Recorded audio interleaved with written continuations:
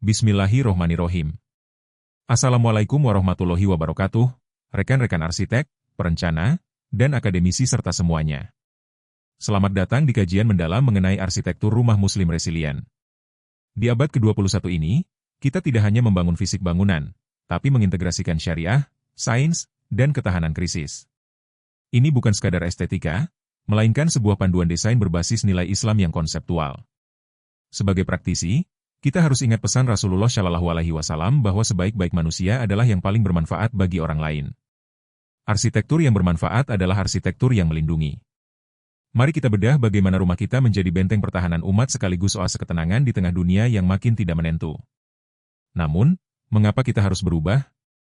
Mari kita lihat realitas tantangan global di halaman berikutnya. Kita sedang berada di era multikrisis yang memaksa kita mendefinisikan ulang apa itu hunian. Ada ancaman eksternal nyata, seperti perubahan iklim, banjir, hingga krisis energi. Namun, yang lebih berbahaya adalah kerentanan internal kita, yaitu desain modern yang seringkali melupakan kearifan lokal dan mengorbankan privasi keluarga. Ingatlah, resiliensi berarti menolak pemisahan antara religiusitas dan teknologi. Paradigma kita harus berubah, di mana rumah bukan sekadar tempat berteduh fisik, tapi infrastruktur pertahanan keluarga secara fisik, sosial, dan spiritual. Kita butuh rumah yang mampu bertahan saat frekuensi bencana terus meningkat. Dasar dari semua pertahanan ini dimulai dari satu konsep fundamental dalam Al-Quran, Sakan. Mari kita buka rahasianya. Allah Subhanahu wa Ta'ala berfirman dalam surah An-Nahl ayat 80, bahwa Dia menjadikan rumah-rumahmu sebagai sakan atau tempat tinggal yang memberikan ketenangan. Filosofi sakan ini melampaui sekadar visual. Sebuah rumah harus mampu memberikan perlindungan psikologis dan fisik secara aktual. Baik di masa krisis maupun normal, hunian wajib menjamin kenyamanan termal, keamanan struktur, dan keberlangsungan hidup.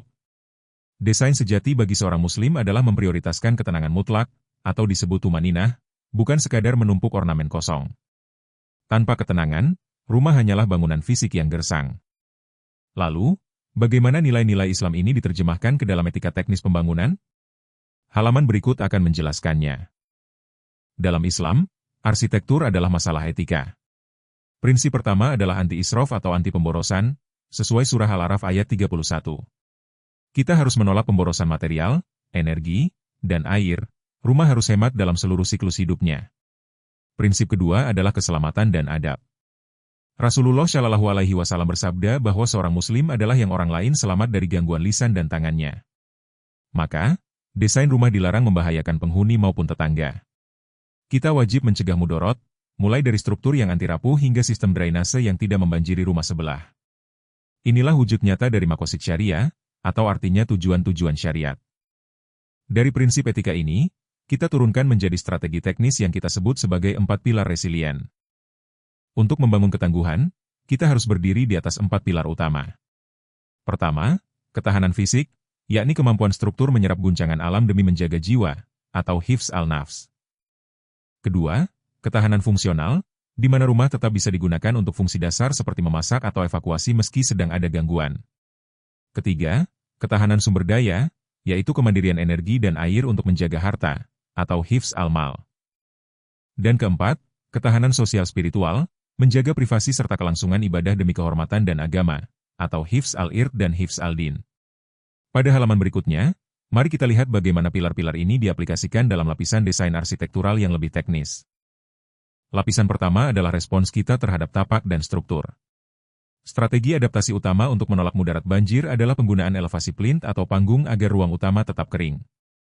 Kita juga harus menggunakan struktur mengikat, slow-off, kolom, dan balok yang terintegrasi dan lentur untuk menyerap gempa. Selain itu, prioritaskan material lokal yang rendah karbon dan mudah diperbaiki, atau disebut retrofit, secara mandiri. Dan jangan lupa, orientasi cerdas, yaitu menemukan titik temu antara arah kiblat untuk ibadah dan arah angin untuk sirkulasi alami. Ini adalah bentuk ikhtiar teknis yang syar'i. Selanjutnya, setelah fondasi fisik kuat, kita perlu mengharmonisasikan bangunan dengan alam sekitar.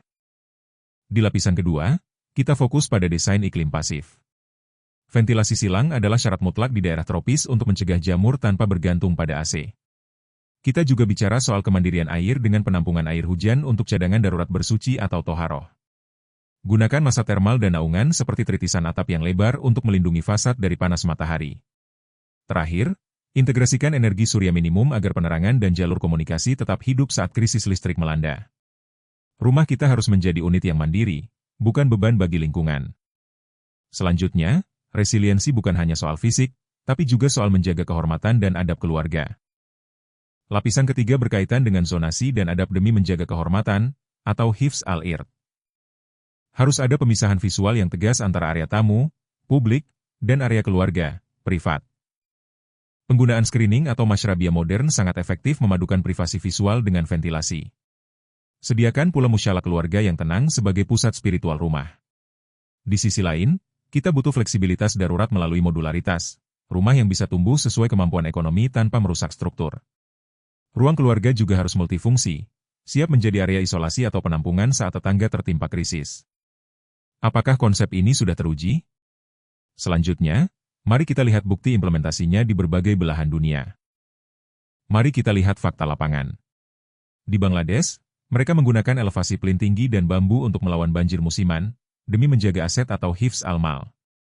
Di Pakistan, material lokal seperti lumpur dan kapur digunakan pasca bencana untuk menekan biaya, sejalan dengan prinsip anti-israf. Dan di Indonesia, kita punya tradisi rumah panggung vernakular dengan ventilasi silang untuk kenyamanan termal atau sakan. Pesannya di sini jelas, yaitu tradisi tidak untuk dibuang, melainkan direkayasa ulang dengan kecerdasan modern. Kita belajar dari masa lalu untuk mengamankan masa depan. Selanjutnya, mari kita satukan semua elemen tersebut ke dalam satu sistem utuh yang koheren. Inilah model konseptual kita, di mana arsitektur resilient sebagai sistem utuh yang terdiri dari 5 lapisan.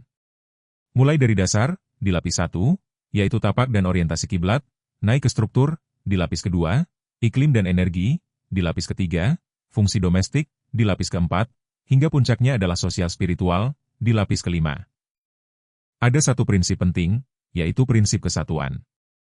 Kelima lapisan ini bekerja serentak. Kegagalan pada pemilihan tapak tidak akan bisa diselamatkan hanya dengan menggunakan material struktur yang mahal.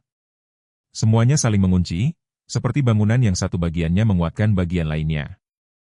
Sebagai penutup, mari kita renungkan apa tujuan akhir dari semua ikhtiar arsitektural ini. Rekan-rekan sekalian, membangun rumah muslim yang tangguh bukanlah sekadar proyek arsitektur dan teknik sipil, melainkan proyek peradaban yang menyatukan iman, ilmu, dan amal. Rumah yang ideal adalah rumah yang aman menjaga jiwa, bersih mencerminkan iman, hemat menjauhi israf, dan bermartabat menjaga privasi. Mari kita kembalikan fungsi arsitektur sebagai bentuk ibadah, merancang ruang yang tidak hanya indah dipandang, tetapi kokoh melindungi keluarga dari guncangan zaman. Jadikan hunian Anda benteng ketahanan dan pintu menuju keselamatan. Bagikan ilmu ini, dan mari kita wujudkan lingkungan muslim yang lebih tangguh. Wassalamualaikum warahmatullahi wabarakatuh.